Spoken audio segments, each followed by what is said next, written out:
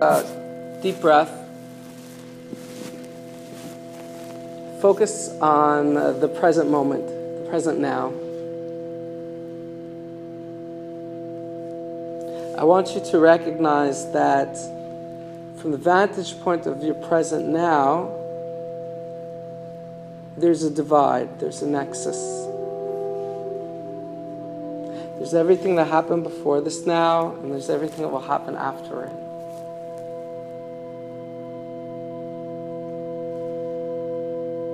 And although your linear mind is telling you that whatever will happen after it is completely contingent on what happened before, I want you to understand and recognize that what will happen after actually exists in its own right.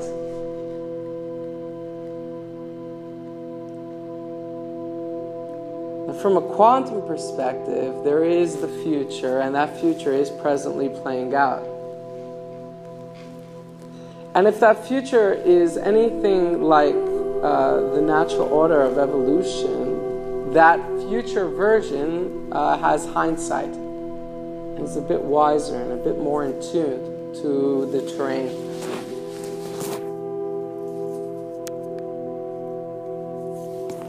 As you focus on the future, you'll recognize that the future has all the hindsight of what happened before and has all the advancement from its progression.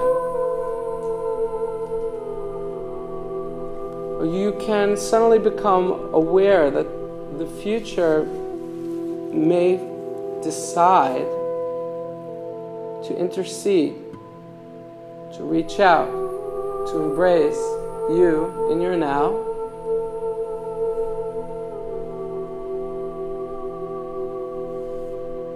And ask to intercede and shift and change the trajectory.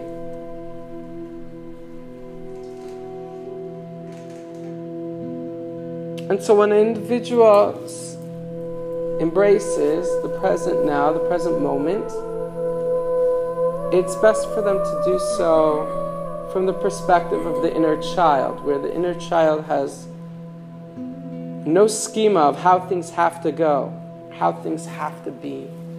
But the child is just exhilarated in the present moment.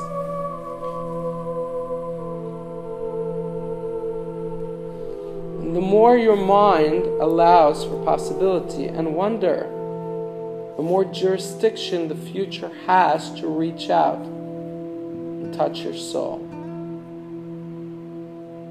And as it does so, it has the ability to partner together with that child, with that wonder and innocence of the present now, partner together and collaborate to realign a lot of what happened in the past, so that the past no longer issues forth regressive streams that block one's trajectory and make things rockier or difficult or codependent or hard.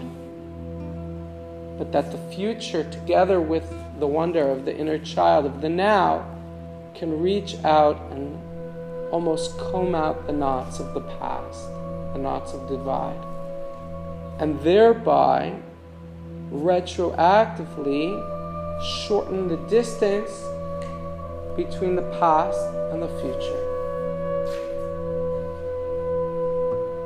And so the child, inner child, together with the advanced future self, are partnering together to help shorten the distance to reunite with the past. And so in that regard, it's a love story. It's a dawning, and they're working together to help bridge the two sides to make the individual soul whole, to draw close, to embrace, to kiss. And in that kiss, there is only simplicity and awareness.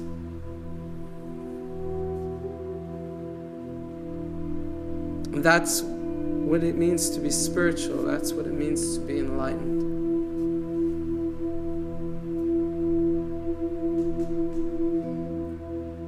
Your soul is comprised of two accents. Individuals that are clairvoyant would be able to see an energy field represented in color. They call it an aura, which means her light. In spirituality, when something is feminine, it means it's passive, it's not active. Meaning, in this case, it's not awakened to its full divinity in its own light. So it's called her light. It's receptive.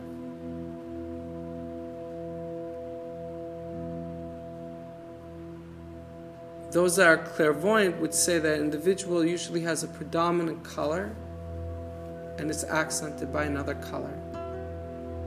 The color that is accenting is the influence of the future of the soul, the degree to which you've widened yourself, expanded your soul enough to be influenced by the future actualized to you.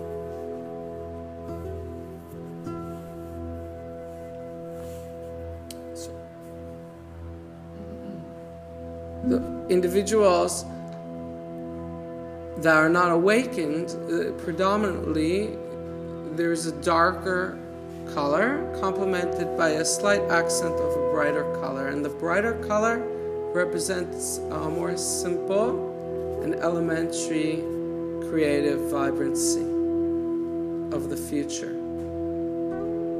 and the darker color represents a more complex and nuanced expression of creative energy.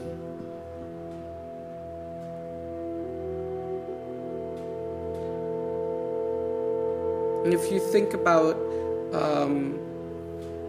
all the great composers, when they want to start out and prove themselves, they make very, very complex compositions. Even if it's not music, if it's film, if it's photography, if it's art, they want to show their ingenuity, and they want to show how much they can do on the canvas. They want to prove themselves. But when they're a master, they're no longer interested in all that intricacy. They just want to get to the essential truth. They don't need the validation. They're just marking down what is elegant, what's an elegant expression. And that's a good facsimile to the difference in nature between the future soul and the past soul. The past soul wants to experiment and collaborate and discover truths, and often the past soul is codependent. It needs complexity, it needs drama, it needs difficulty in order to flesh out what it wishes to actualize and prove.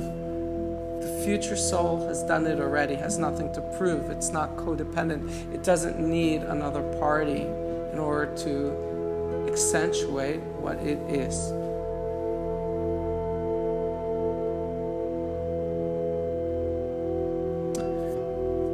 As we expand in each now with the help of the inner child and the wonder the inner child brings, we allow the future harmony, that simple harmony, to reach out and embrace the past and mitigate all the knots, all the dissonance. And in the process of mitigating all that dissonance, all the flow of that dissonance that flows into your every now results in extending the progression until your actualized future. But as we retroactively eliminate the dissonance, the distance between your past and the future, it's drawn closer and closer and closer, like two lovers running on the beach for an immaculate embrace. And in that embrace within this single now, that's a state called knowingness. That's a state of illumination. That is a state when the individual begins to see themselves an expression of all of creation and the Creator's benevolence. And the lines between themselves and another begin to blur. And the lines between their soul and the soul of the collective begin to blur. And the difference between their future self and the expression of the Almighty also begins to blur. And it's from that state that an individual can begin to proactively plant the seeds for a far more harmonic trajectory within their circle